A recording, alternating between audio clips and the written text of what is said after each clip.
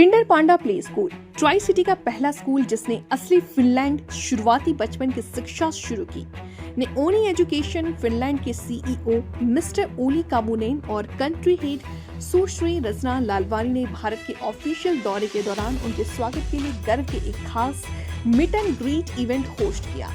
इस event global educational सहयोग को बढ़ाने और शुरुआती बचपन की पढ़ाई में वर्ल्ड क्लास पढ़ाने के तरीकों को जोड़ने की दिशा में एक अहम कदम है।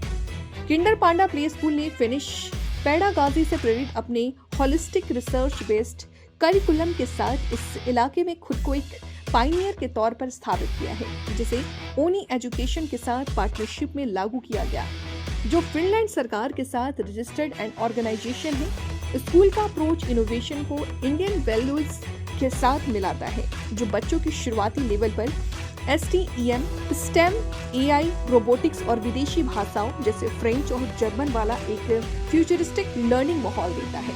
So from Finland, you do not pick up and paste here. You always adapt to the Indian ways. So it's very important that we are working with the local culture. We are localizing the curriculum. That is very, very important because every land, as Mr. Kamanan just mentioned, that every land, every culture is different. We need to adapt to that. So that is what Oni Education is doing in India, and we are happy to do this work.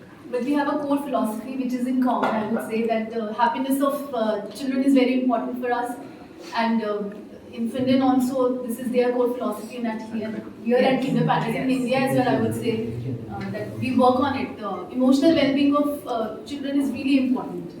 Ma'am age group क्या रहेगी और जैसे ये मतलब छोटे बच्चों में mainly ये होता है कि डिसिप्लिन सिखाना और उनको साफ सफाई के बारे में, तो उस चीज़ के ऊपर कितना काम किया जाता है या किया जाएगा जो बच्चों जो यहाँ आते आएंगे, तो उसके बारे में थोड़ा आप एक्सप्लेन कर देते हैं। बिल्कुल जी, एज ग्रुप हम लोग यहाँ से 2.5 से स्टार्ट करते हैं टिल 6 इयर्स बिफोर बच्चा फर्स्ट क्लास में जाता है।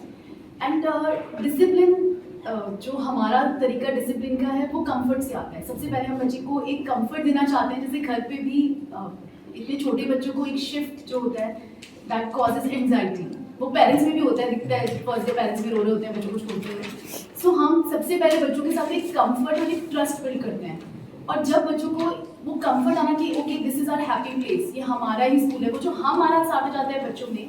एंड व्हेन आई से चिल्ड्रन, मैं साथ में बार बार कहती हूँ कि ये पेरेंट्स के लिए भी उतना ही अप्लाई होता है, क्योंकि आप यहाँ पे कुछ भी सिखाइए, अगर उसका एक बैकअप घर जाकर नहीं है या उसके साथ कॉन्ट्रडिक्शन है तो बच्चा कंफ्यूज होने की स्टेज पे होता है।